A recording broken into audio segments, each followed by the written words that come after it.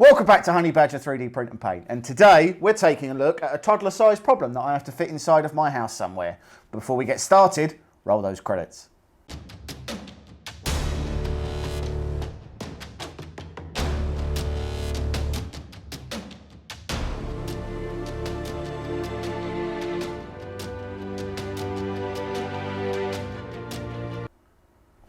Okay, so we are back with, once again, one of our favourite artists and Patreons. So this is Thanos from the Wicked Patreon.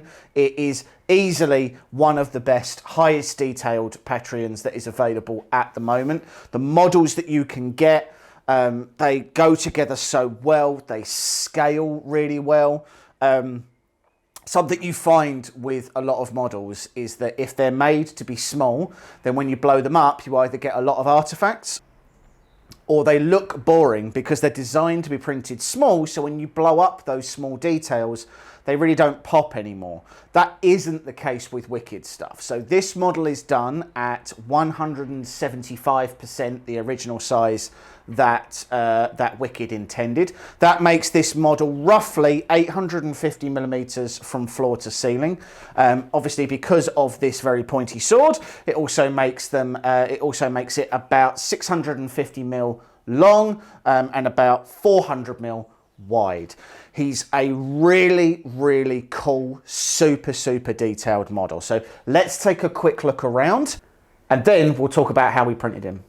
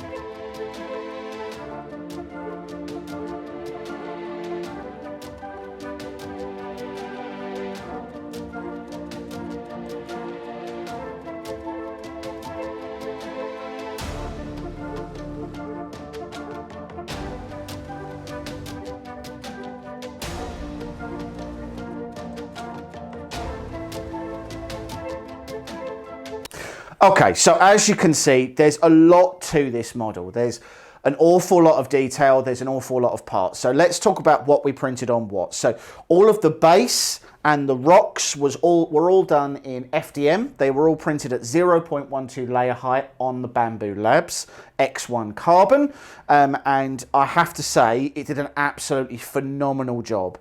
I don't normally like bases. I normally think that they're a bit of a waste and an afterthought. This one is kind of cool. So obviously you've got the Captain America shield all shattered. You've got the Iron Man mask as well, and you've got those skulls in there. I just took some self-adhesive grass, stuck it into the rocks, made it look a little bit more rocky, I guess, and made it look a little bit more. Just gave the base a bit of texture. When it comes to Thanos, he's all in resin.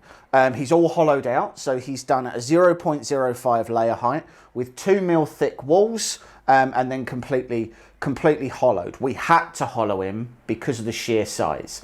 So originally we were going to have to cut the torso because it wouldn't fit on my M3 Max. As it was, we actually did it on the Frozen Mega 8K, and it just about went on in one piece. So the torso is all of this body armor here, and it comes down to the crotch area as well.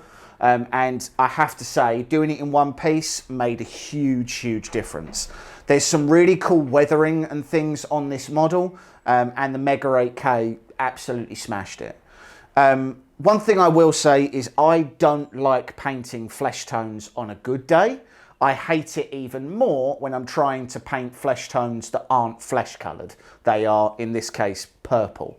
I tried really hard to get the Thanos colours. I probably think he's a little bit too purple, and that he probably should have been a little bit more towards the pink side. Perhaps this should have been his undertones, and then I could have done some more pinkish on him. But this is the colour that he is, and I actually think it does look quite good. When it comes to all the gold is all rub and buff. So it's all rub and buff gold. I tried to brush it on, which does mean that you're going to get through brushes really quickly, because it's just one of those things. It's a wax guild paint. So once you put it on a paintbrush, it's actually really hard to wash off. You have to use like IPA or something like that to try and get it to come off. But I think it came out really nicely. It gives a really solid gold colour, and that's what I wanted because this is meant to be armour. I did do a gloss varnish on the glove.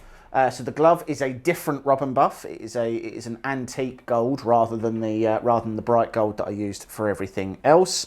And then obviously I used the Tamiya red paint that we used on the Hulkbuster many moons ago to do the Captain America shield and the Iron Man helmet as well. I didn't really know what to do with sort of the shield base turbine bit. I wasn't really clear on how that tied into the overall model. I feel like this is meant to be like broken parts of the Avengers, like when they have that floating fortress. Like perhaps it's meant to be broken parts of that. I'm not really sure. So I just sort of did some gold and some silver and sort of left it at that, really. I didn't want to go really detailed into the base. As I say, I added the bits of grass and the tufts and things like that. I think, again, it gives it just a bit of texture, softens up some of those harsh edges. Obviously, it's just rocks and skulls that are down there, so I wanted it to look nice. And then I just tried to shade it all down so it muted the base quite nicely. All of this is joined together with acrylate, so super glue, and then all the joins, we've started using a syringe with a UV torch to fill all the joints with resin and then UV torch them straight away so that it creates a really nice creates a nice smooth edge, but as well it bonds those two surfaces together. So even though you've used super glue in the joint, you use that resin and it cures to both sides. Overall, this is about I think it worked out to about 350 hours of printing, which was less than I actually expected it to. Resin printing is significantly faster than FDM. And then about 40 hours of painting, and that was just the sheer size. It was going back and touching up bits and trying to pick out the details and try and make sure those lines were really nice and clean. So other than that, the model is really good. I'll put a link to it in our video description.